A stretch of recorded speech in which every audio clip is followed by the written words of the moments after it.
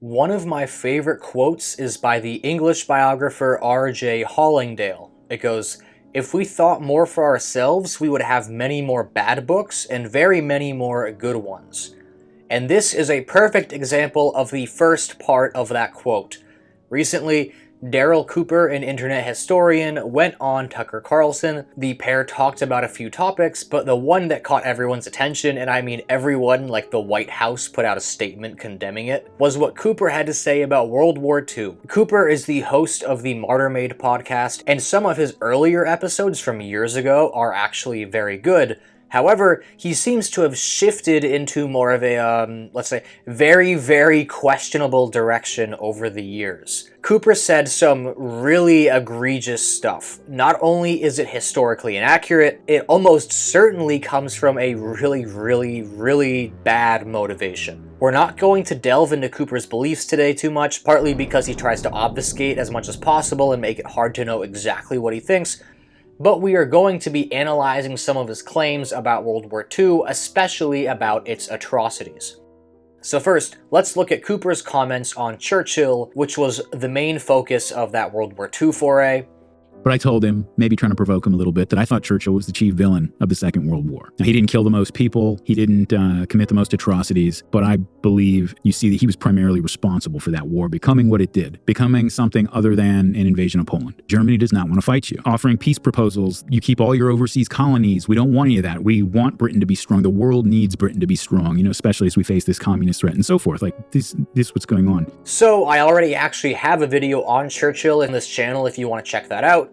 Regarding Cooper's basic point that Churchill, or as he later conceded on Twitter, generalized British policy, was the reason the war escalated past Poland, we first need to understand the Nazi ideology regarding expansion. Through the 30s and 40s, Germany, as well as the Soviets, were what we call revisionist powers. They did not like that they weren't the preeminent powers of the world, and they didn't like the prevailing democratic, capitalist, imperialist system. Stalin, of course, wanted to see communism as the main power, and Hitler wanted to see Nazism. While Hitler may have seen the UK as a check to the Soviets and liked them for that reason, like Cooper may have said, he certainly wasn't a fan of the UK actually being a strong world power, and he wanted Germany to take their place. But to do this, he had to find a way to compete with the US and England. Both nations had powerful navies, which secured trade with overseas colonies and global markets, and America had a large, self-sufficient country with all the natural resources it needed. Germany, by contrast, had a weak navy, no colonial holdings, and had to import food from other nations, especially their mortal enemy, the USSR. Germany wasn't failing, but if it ever wanted to be a preeminent power and challenge the powers that be, it had to be able to be self-sufficient and powerful. With the memory of World War I fresh in the Führer's mind, he wanted a food-producing Germany, quote, so that no one is able to starve us again like in the last war. As such, part of the German plan to increase its power was eastward land colonization. In Hitler's utopia, Germany would conquer east all the way to the Urals and sort of copy the American model. They would depopulate the existing quote-unquote inferior populations, take the breadbasket of the world for themselves, and settle their own quote-unquote superior Aryan people in the area and create living space for them, a concept known as Lebensraum. This is to say nothing of the other Nazi beliefs regarding the region. To the east of Germany were Slavs, Jews, and Communists, the three things the Nazis hated the most, so not only would this expansion be economically and politically impactful, it would allow them to eradicate their ideological enemies. All that to say, the idea that Churchill was responsible for escalating the war past the invasion of Poland is insane. An argument could of course be made that not kowtowing to the Germany led to conflict between them and the UK, but the Eastern Front of the war was an essential and inevitable part of the Führer's vision. Not to mention that even if you were able to totally blame Churchill for the whole Western Front, the Eastern Front is still where the vast majority of the war really impacts people. Just for reference, if we add up the deaths of the Western countries that Germany fought, we get about 1.9 million deaths, and these exclude German numbers. By contrast, and once again excluding Germany, who by the way lost about 8.8 million people across the war, The Eastern Front of the war resulted in over 33 million deaths. Like, this is orders and orders of magnitude higher. Had Churchill not been so adamant, Germany's efforts here may have actually been more successful and probably would have happened sooner. So the idea that he's responsible for escalating the war, it's like, no, that's just, no. No. Next, and most importantly, we need to correct what is said here. Oh, you're saying Churchill was the chief villain, therefore his enemies, Adolf Hitler and so forth, were Stalin, the protagonists, right? Yeah. They're the good guys if you think he's a villain. That's not the case. That's not what I'm saying. You know, Germany, they put themselves into a position, and Adolf Hitler's chiefly responsible for this, but his old regime is responsible for it, that when they went into the East, they launched a war where they were completely unprepared to deal with the millions and millions of prisoners of war, local political prisoners, and so forth that they were going to have to handle. They went in with no plan for that.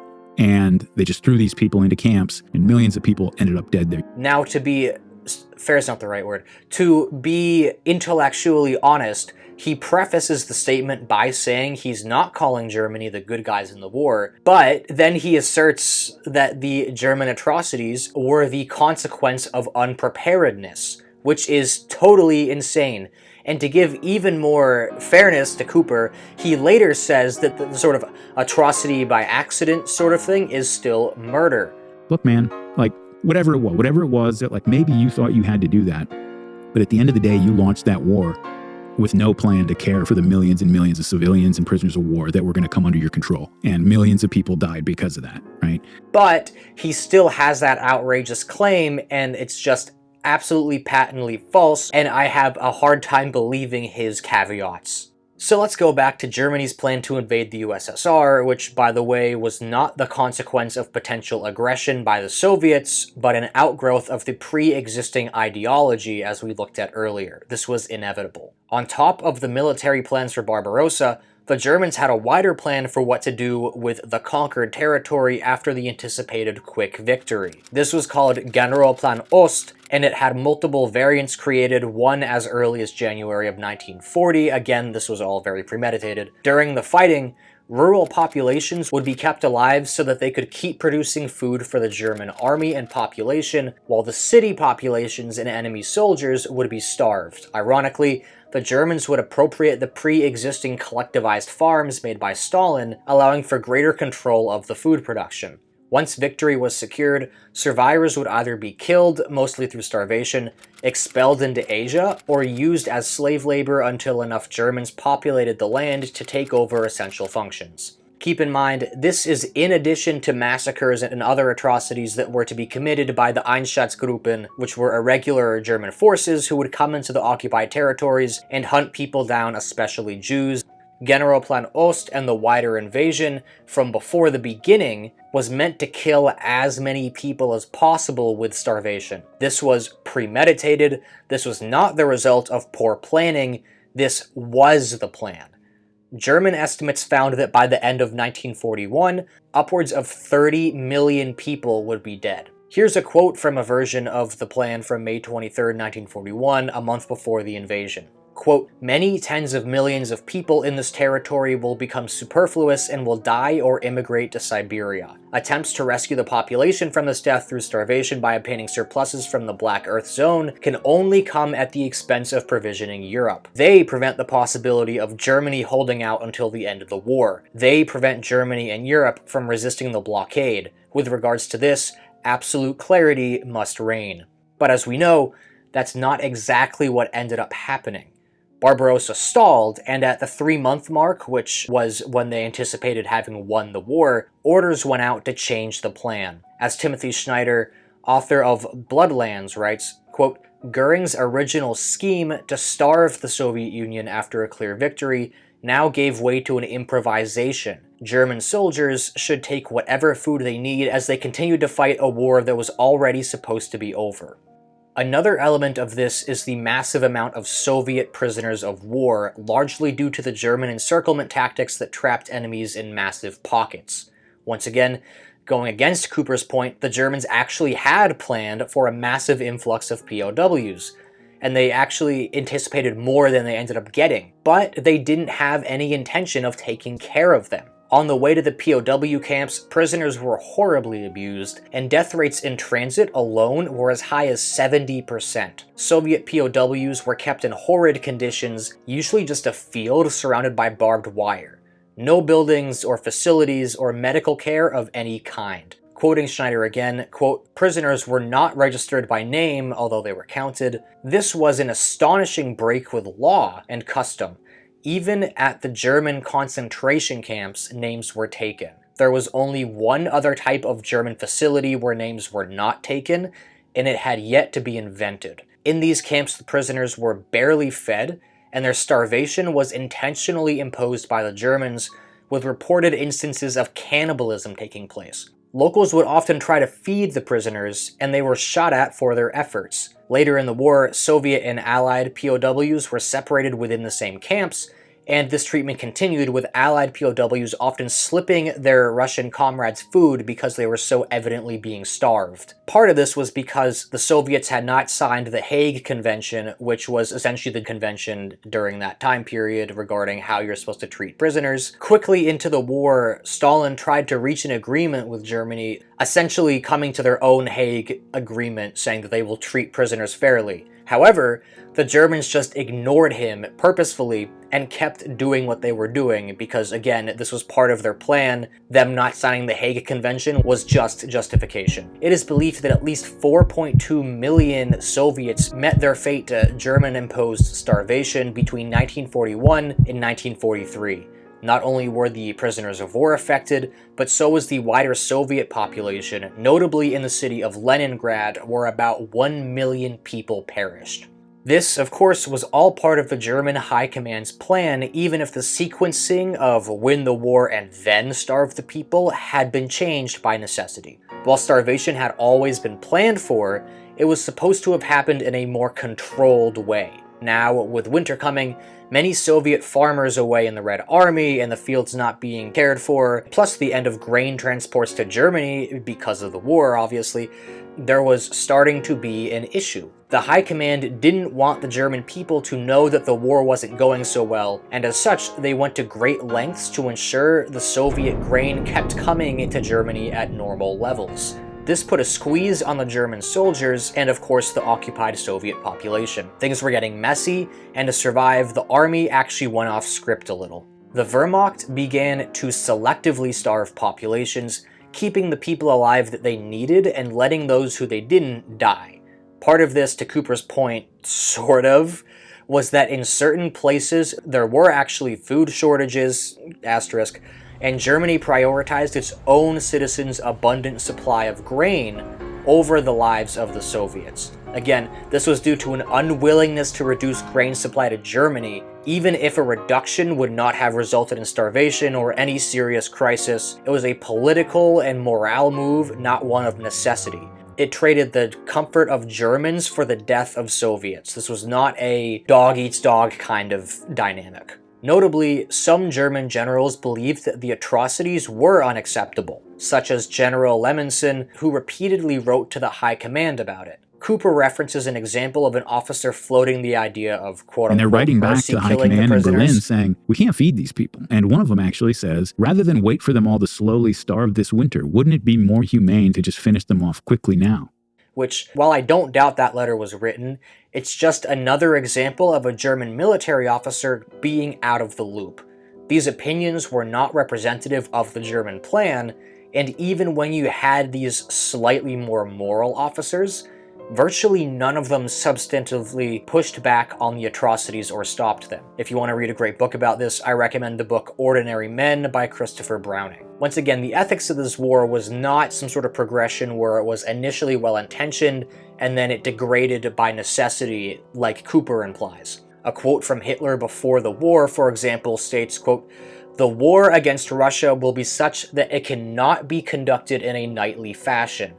This struggle is one of ideologies and racial differences, and will have to be conducted with unprecedented, unmerciful, and unrelenting harshness."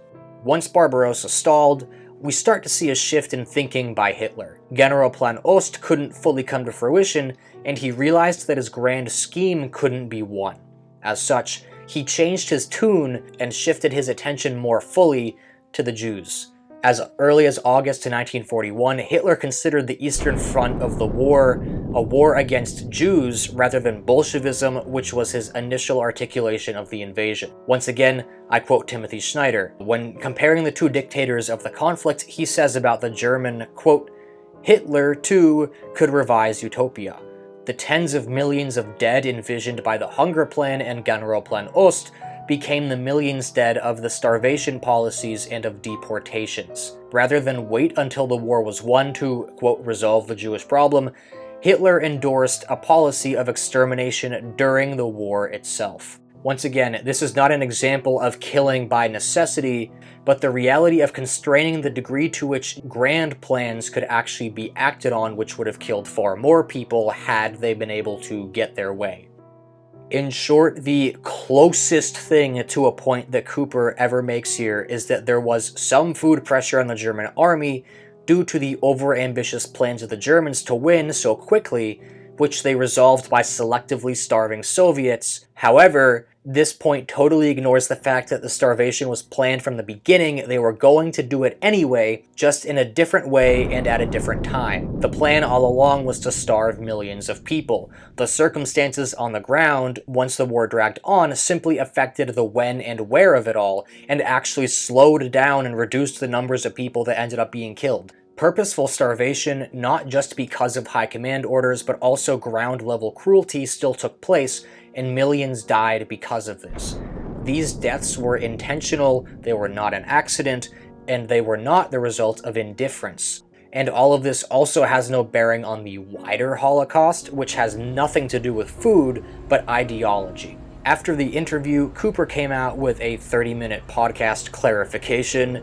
In this clarification, quote-unquote, he really just obfuscates even more. He says that he wasn't actually making that point, and that he was just addressing that viewpoint. Far from absolving the Germans, my point, and I did get to this by the end, was that even if one accepts all the revisionist excuses and rationalizations for German behavior on the Eastern Front, that is murder. But what many people heard was the Holocaust was an accident, or the result of logistical problems. That is not what I said. But to those people, I would still add this. His wording at a later point in the podcast was consistent with this, but it is definitely not what he says in that clip we saw earlier. You know, Germany, look, they put themselves into a position, and Adolf Hitler is chiefly responsible for this, but his whole regime is responsible for it, that when they went into the East in 1941, they launched a war where they were completely unprepared. Further, he doesn't ever try to make the claim that his accident line of argument was just applying to Soviet POWs, which is what I thought he was initially referring to. I would still add this. Even if the deaths were largely the result of resource deficiencies and poor planning, it doesn't change the fact that Jews were targeted for death. Under circumstances that forced a choice between who would eat and who would starve, the built-in anti-Semitism of the Third Reich guaranteed that Jews would be among the last in line. That is not to say that Jews were not massacred. His clarification makes it sound like he was actually referring to the whole Holocaust, which is like unimaginably stupid. All of this is made worse in that he never once in this clarification actually says what he thinks on the matter. He just says, "I didn't say that," and doesn't say what he really thinks. Enough about Cooper now, though. I think it's also worth noting why Tucker decided to have him on. Again, I can't read people's minds, and I'm not going to speculate too much on his beliefs on this topic, but there is definitely a reason that he was interested in Cooper's particular brand of revisionist history, probably outside of this topic, especially regarding Churchill. The myths about World War II have been put in the context of modern foreign policy, particularly the war in Ukraine. But not just the war in Ukraine, so many others, you know. This is just another example of why history can be important. It can serve as an allegory to understand modern concepts. And yeah, I think it's fair to say that the Ukraine war isn't necessarily a one-to-one with World War II, and we need to take comparisons of appeasement with a grain of salt. That being said, I don't think having such a blatantly bad revisionist angle to history is a good way to do this. It makes way more sense to just propose an alternative allegory, like the 1914 July crisis. You don't need to rewrite history in a sick way to make an argument for escalatory caution. As Hollingdale illustrated so greatly with his quote, "There is lots of good and lots of bad that comes with more open, free expression." Cooper and Carlson here are a textbook example of bad. The historiography is politically motivated, it's inaccurate, and perpetuates a really sick and fringe view of the war. If left to stand on its own, there's no doubt that many people will buy into these ideas that didn't before. But while we have these bad books, quote unquote, there's also some really good books, and some of them are actually books. I've referenced Snyder's book Bloodlands a lot here, and interestingly enough, Cooper has also cited Snyder heavily in one of his earlier podcast series. Weirdly enough, the two actually have a common idea that they touch on outside of what we've discussed here today, about essentially being able to look dispassionately at people in the past and not just seeing them as these like evil automatons. I think Snyder's words on this are really important, so I'll end the video quoting him yet again. Quote, "Ideology, when stripped by time or partisanship of its political and economic connections, becomes a moralizing form of explanation for mass killing, one that comfortably separates people who explain from the people that kill. It is convenient to see the perpetrator as someone who just holds the wrong idea and is therefore different for that reason. It is easy to sanctify policies or identities by the deaths of the victims. It is less appealing, but morally more urgent, to understand the actions of the perpetrators. The moral danger, after all, is never that one might become a victim, but that one might be a perpetrator or bystander. It is tempting to say that a Nazi murderer is beyond the pale of understanding, or as Václav Havel said, less than human. Yet to deny a human being his human character is to render ethics impossible. To yield to this temptation, to find other people to be inhuman, is to take a step toward, not away from, the Nazi position." I think it's the motif of the motto of the Holocaust Museum in Washington. We must never forget. That's close. And I think, well, you can't forget. You can't remember what you don't understand. You will forget what you don't understand. And the question is, well, what are you supposed to remember about the Holocaust? It was a historical event, that 6 million people died. That's not what's to remember. What's to remember is that's what people can do. And you're one of them.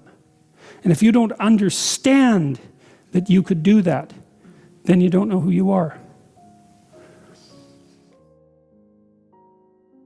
So that's it for this video, guys. This was a heavier topic, and I'm sure it's gonna get, restricted out the ass on the YouTube algorithm and stuff. So if you have watched this, thank you so much. Please like, comment, subscribe, all that fun stuff, because videos like this especially really do not tend to do well, because the YouTube algorithm is gonna, it really does suppress, whenever you say, these trigger words that I've had to say throughout the whole video.